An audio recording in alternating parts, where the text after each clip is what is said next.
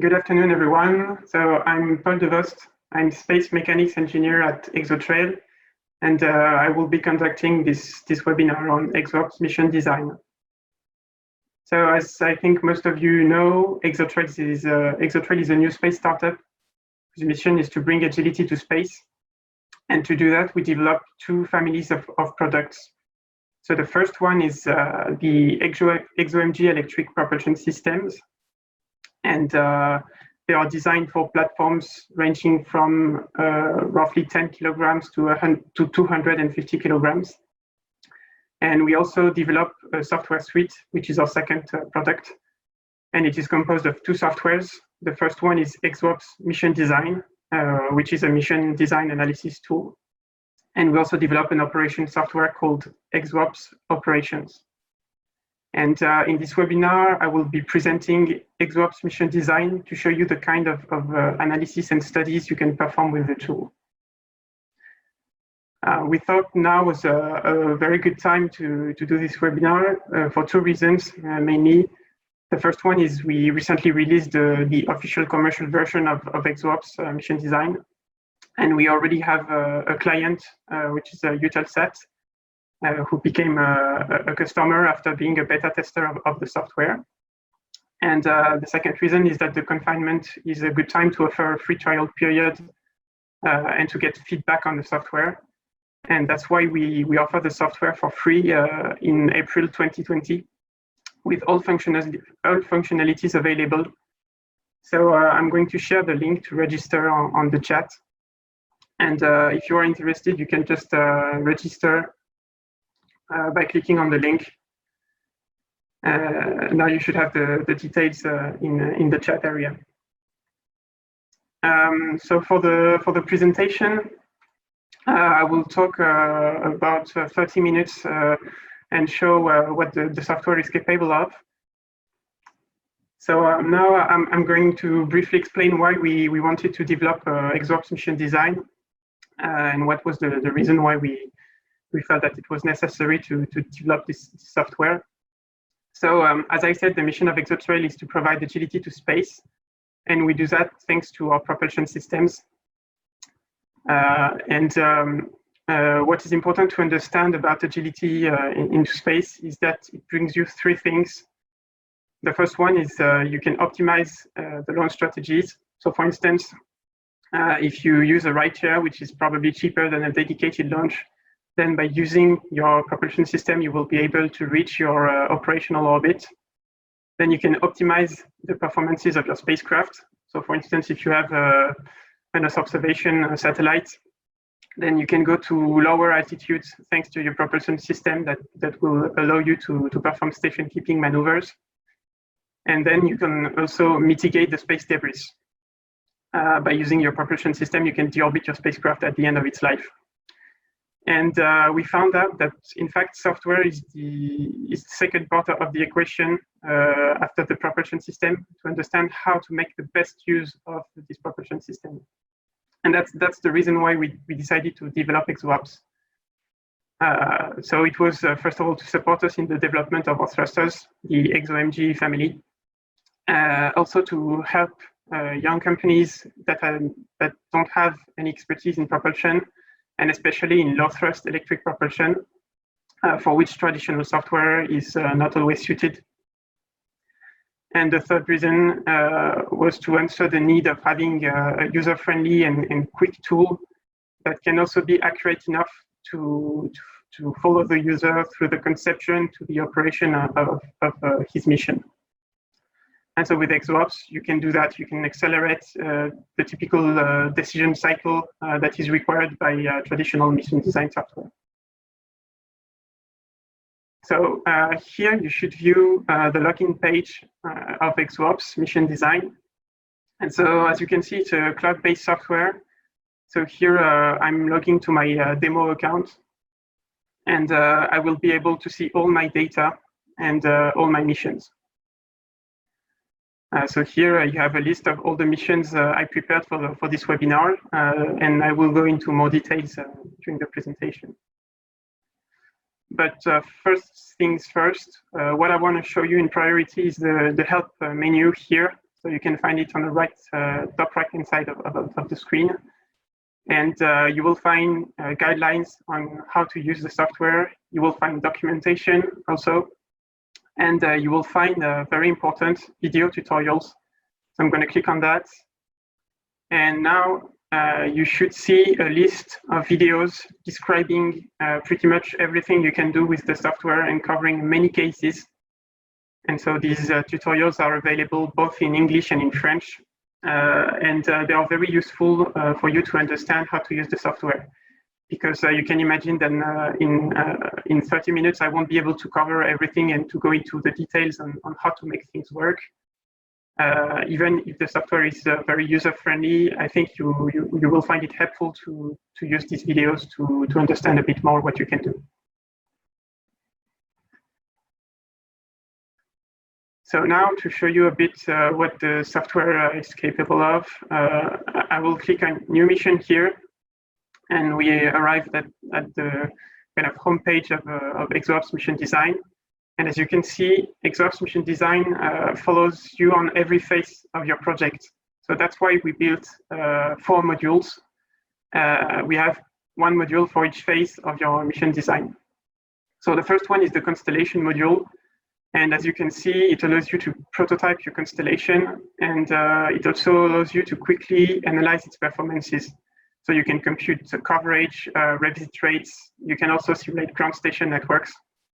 So it's a very useful tool to quickly prototype your constellation. Then the second module we have is a deployment strategies module, which is here. So it's currently in development, but in next month's release, we will improve a lot what it's capable of. And in this module, you can define a constellation, and also you can define launch constraints.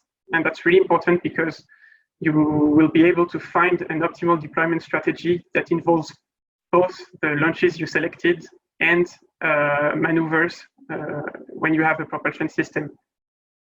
So I will show this in detail later. And then we have 2 very important modules, which are the Analytical and Numerical modules. And those modules are focused mainly on propulsion and understanding the impact on propulsion on the mission. And most of all, they allow to compare the impact of different propulsion systems on a given mission. So the main difference between those 2 modules is that the Analytical modules doesn't have any time propagation or integration of dynamics. And it is only based on function evaluations.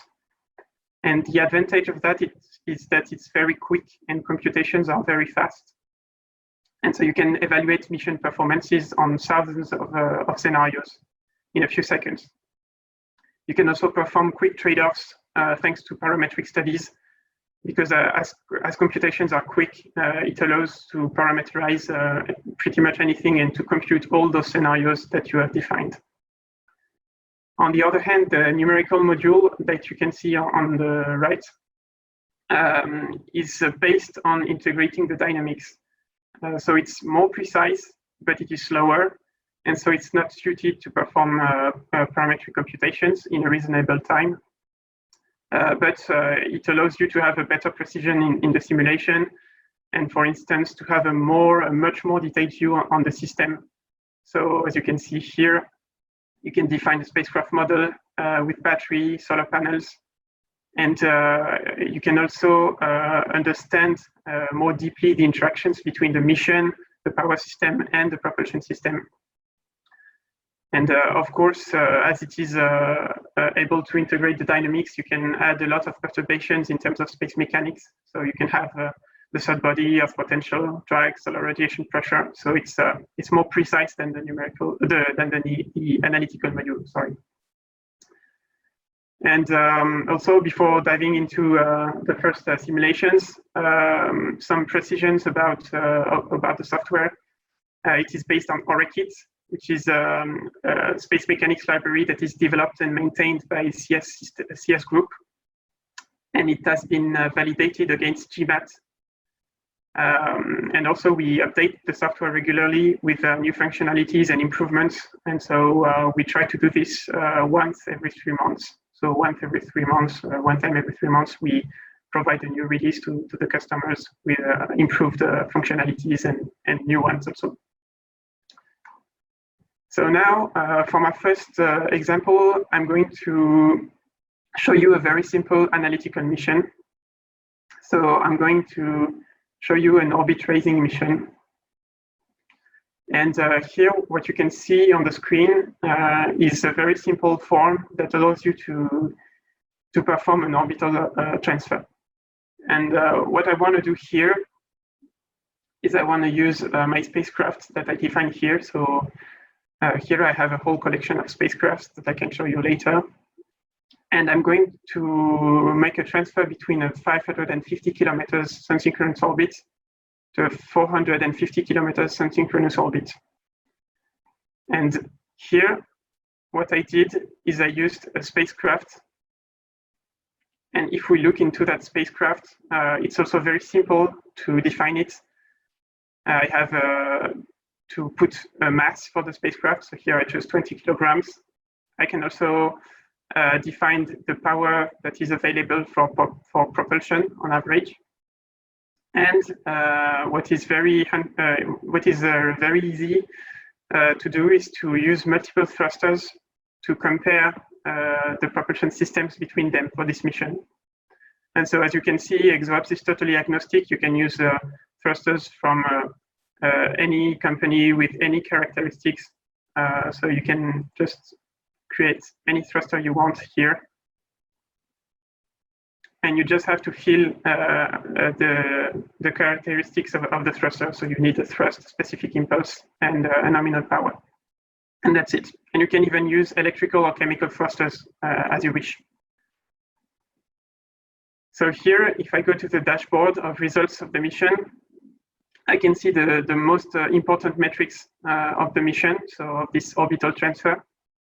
And you can see the delta V required by the mission, the used propellant, the thrust duration, and mission duration. But if you want more detailed results, you can also click on the detailed view here. And you can see details such as the number of burns you need to perform maneuvers, etc., etc. And what you see here is that the results are parametric because I used 3 different thrusters, so I can compare them between one another. And last thing in this mission is I want to show you the cost evaluation structure we have. So if I click on this tooltip, it shows me the different costs I can compute for a mission. And what we will be interested in a bit later on is the total mission cost. So this includes the price of the thruster, the cost of the duration of the mission. So this is the cost of not operating your spacecraft when you are maneuvering, and also the cost of launching the spacecraft into space. So this is the cost of sending the mass of the spacecraft plus the mass of the thruster and the mass of propellant required by the mission. So this is a very quick and easy way to estimate the cost of the mission and to compare different propulsion solutions between them in terms of cost. And if you want, you can customize the way the cost will be computed by choosing the cost of not operating your spacecraft during a day. So here it's 3,000 euros per day. And you can also customize the cost of sending 1 kilogram into space with this field. So very simply, you can compare propulsion systems between them and their cost impact on a mission. Last thing in the result is you can export all the data. So this is common to every mission in ExoOPS. You can export any data you want in a CSV file. So you can do post-treatment with any software you like. So now I'm going to show a bit more complicated mission. So this mission is a run phasing mission, or also known as plane change. So here I'm going to click on the tooltip here in mission description. So you will see in the software that there are many buttons like this with a question mark. So these are tooltips that help you. It's a contextual help that will help you understand what you are doing. So you will find it's very easy to understand what kind of parameter is needed because of those question marks help. And this run phasing mission allows you to change the position of the nodes of your spacecraft. And this one has been designed to phase a constellation when it has been launched into space. So what we want to do is change the run of one spacecraft with respect to another. And we do this by having a first maneuver, then a coasting phase, and a second maneuver. And this profile exploits the differential run drift rate caused by the J2 effect of the obliqueness of the Earth. And so here, what we are doing is we're going from the initial orbit and the final orbit that we had in the previous mission. But we are going to do this by changing the run. And for this, we have a constrained optimization to solve. And we can solve it by minimizing the duration of the mission or the used propellant or the delta V, it's the same thing.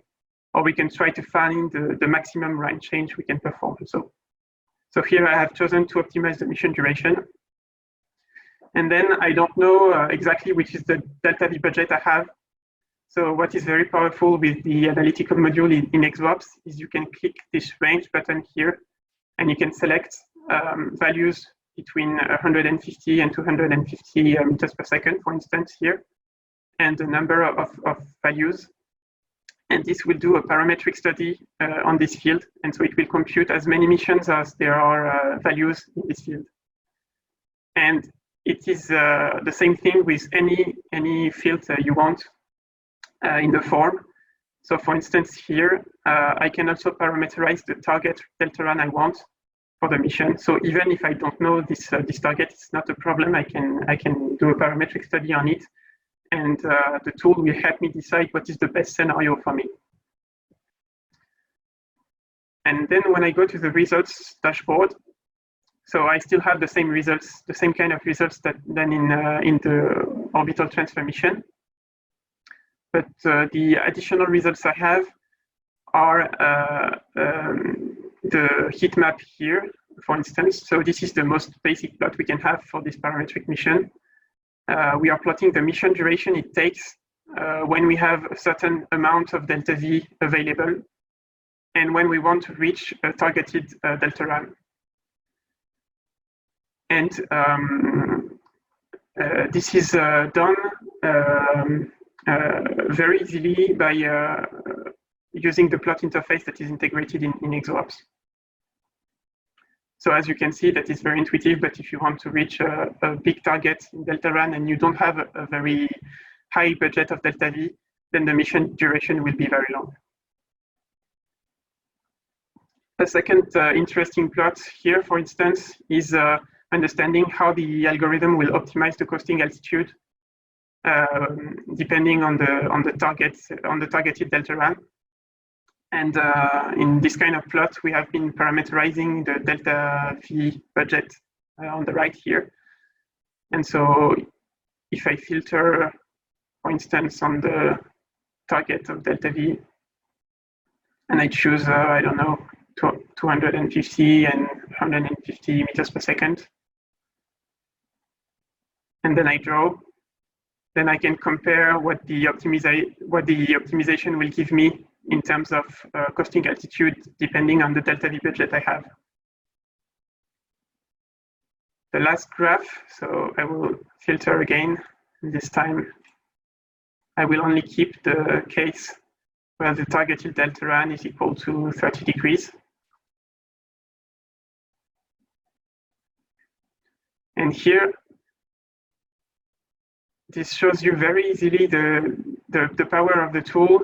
Is that it's a bit of a counterintuitive result, but what you see here is that the total cost of the mission, including the launch of the platform, so that is the cost I showed previously, is decreasing when you increase the available delta V for the mission. So what that means is that it's probably cheaper to use more propellant in your spacecraft and to be able to accomplish the mission quicker than to use as few ergol as possible, but to as few propellant as possible, but to accomplish the mission in a very long time. So this is a very quick and easy way to perform trade-offs and to understand what is the best way of fulfilling the mission. Then again, you can export the data.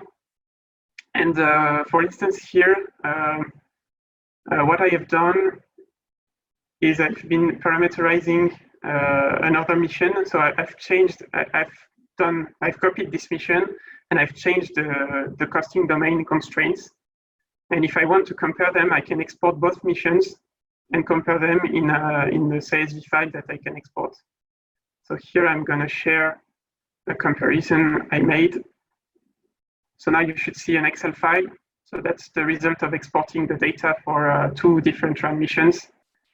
And here I've been plotting the delta duration between the constrained optimization and the unconstrained optimization in terms of costing domain.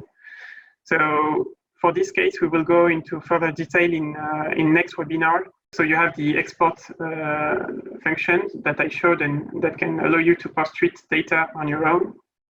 But you can also use a scripting interface that is available at the bottom of the form in the analytical missions. And so when you click on custom variables and results, you have a bunch of different options and variables that you can use to build your own results. And so that's what I said about building your own cost functions, for instance, or building results that don't exist in ExoOPS because they are something that is particular to you or to your needs.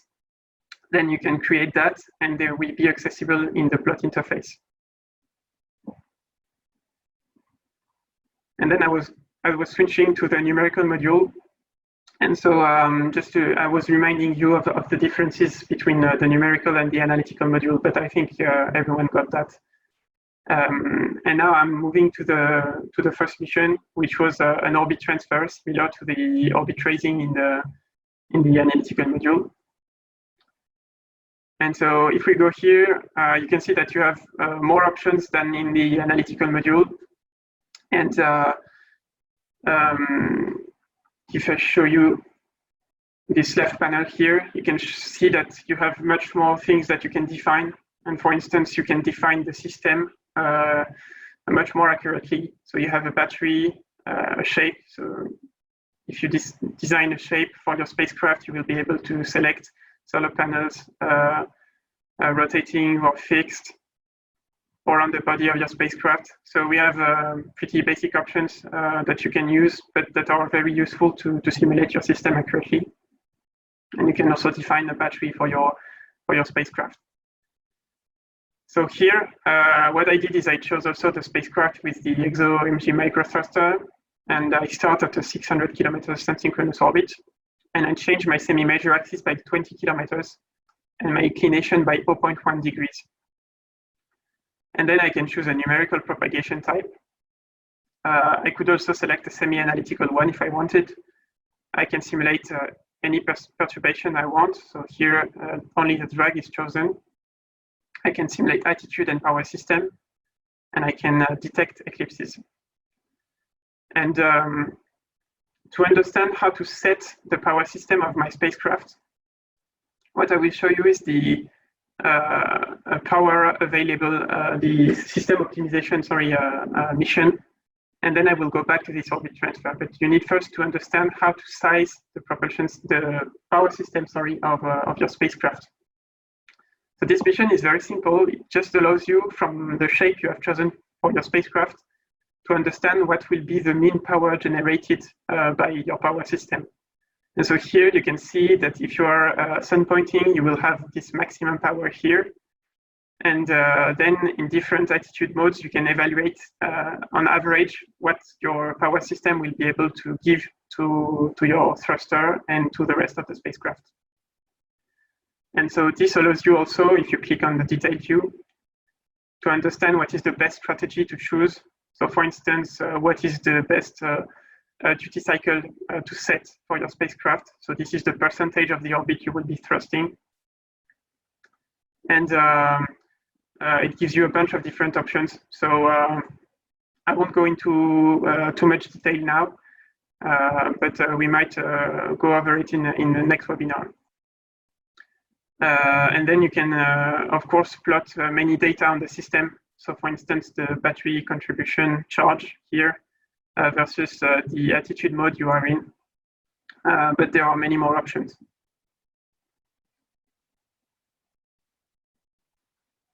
So next one is I'm going back to my orbit transfer. And now this mission has been set up by optimizing the power system thanks to the power optimization mission. You can see on the first graph that we have indeed changed our semi-major axis by 20 kilometers in a smooth way, and that we have in the same time changed our inclination by 0.1 degrees without any problem. And then the power system simulation allows for a good understanding of how things happen here. And so if I want, I can plot, for instance, the battery state here against the consumption of the thruster. And if I zoom in on the cycle, I will be able to see what is happening during thrusting phases, sorry. So here, when the yellow curve is at 100%, 100 watts, it means that the thruster is firing. And so you can see the impact it has on the battery state, which is discharging during thrust. And then you can see discharging again. And here we have a steeper discharge. So this means that we were probably in eclipse, and we can confirm that by looking at another graph that plots the eclipses against the charge of the battery. And so here we can zoom in on a zone and look at when eclipses happen and what impacts it has on the charge of the battery. So you can compare the graphs and understand if your power system is well dimensioned.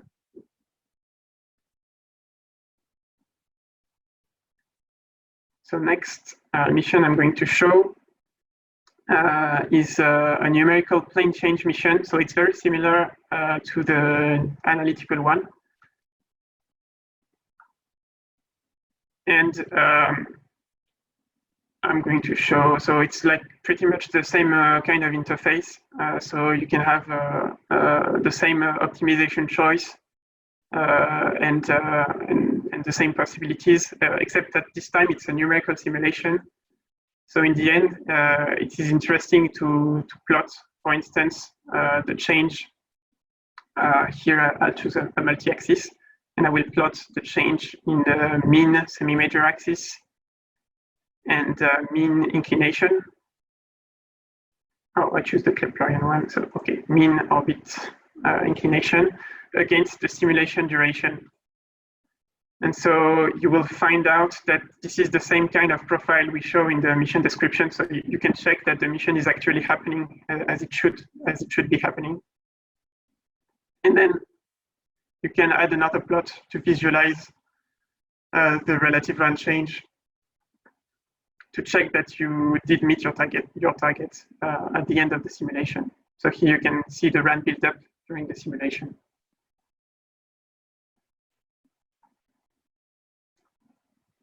So now that's all for now concerning the numerical module, and I will switch quickly to the deployment strategies module.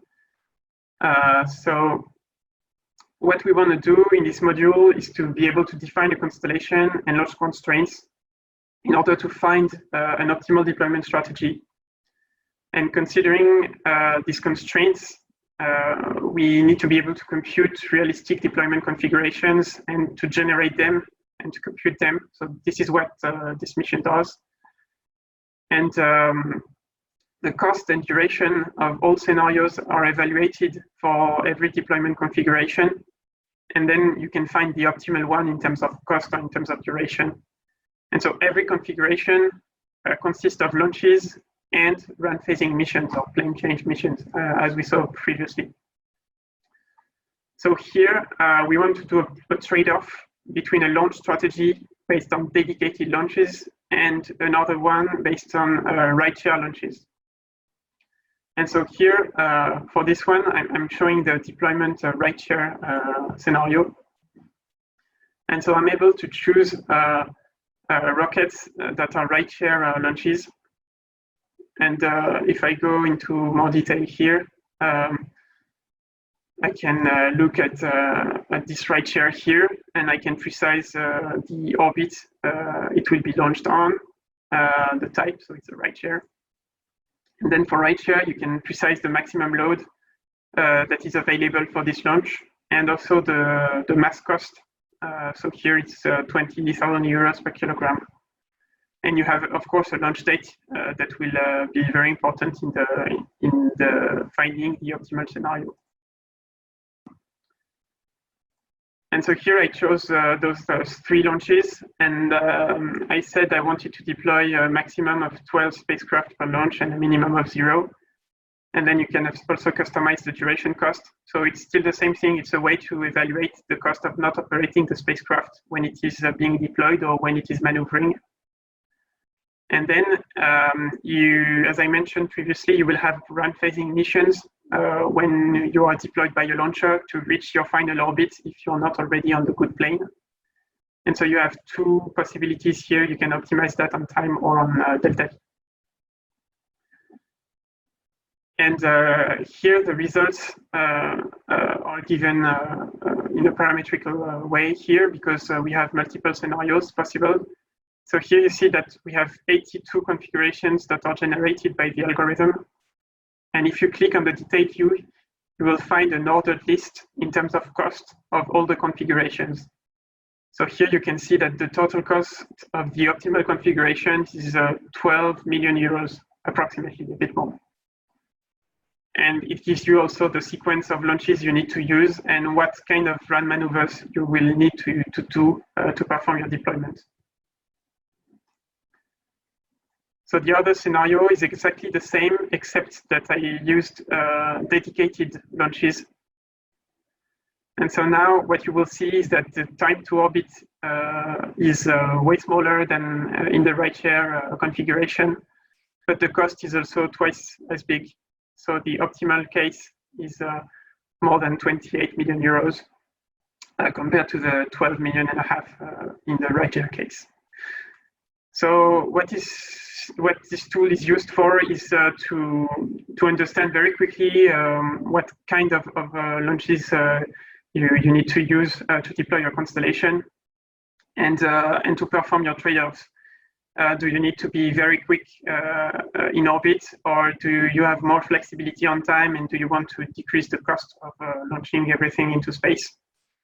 And so this is what this tool is meant for, and we are still developing it and improving it a lot. So there will be new functionalities in this module coming in the next month's release. And finally, I'm going to show very quickly the Constellation module. So here we are going to have a lot of improvements coming in the next month's release, but it's already functional. So I will show you quickly what you can do with it. The basis of this Constellation module is to define constellation geometries. So here you can choose a payload for your spacecraft. So this is basically the payload that you will use either to communicate with the ground or to take photos of the Earth. And you can choose the planes of the constellation. So here I have a phase sun-synchronous orbit, but I can define a lot of other kinds of orbits. And also I can parameterize the geometry of my constellation. So this is made as a regular geometry. So here you precise the number of planes. You can choose the westernmost plane local time and the easternmost plane local time also, for instance, that you have several ways of defining your planes. You can define the number of spacecraft planes, etc., etc. And if you want to have a more complicated constellation design, You can also combine multiple constellation geometries, and the simulation will simulate them as just one constellation. And so you simulate your constellation over a mesh that you define. It's very easy to define. And you choose a duration for your simulation. You can also enable or disable sunlight criterions for visibility. So typically, if you have an Earth observation satellite, you might want to define a maximum sun zenith angle for which you can view a point on the Earth. And then at the end, when you simulate this constellation, it gives you a 3D view of the results you want to see. So here, I selected the mean time between revisits and taking into account the illumination conditions. And for this constellation here, I can play with the 3D view, but I can see that my mean revisit time is between 14 minutes and 2 hours and a half, roughly. And I have other kinds of views. So for instance, on this one, you can see each point, which is a point of the mesh, and that displays the longitude, latitude, and the value of the field you are looking at. So here, the mean time between revisits. And well, that's pretty much it for the demonstration. Just a quick word to say that, to remind you that we are also developing another tool which is aimed at handling operations. So it's called ExoOPS operations. And our goal is to have a real synergy between ExoOPS mission design and ExoOPS operations. And we plan on using both software during our in-orbit demonstration for testing our thruster. And so that will come a bit later.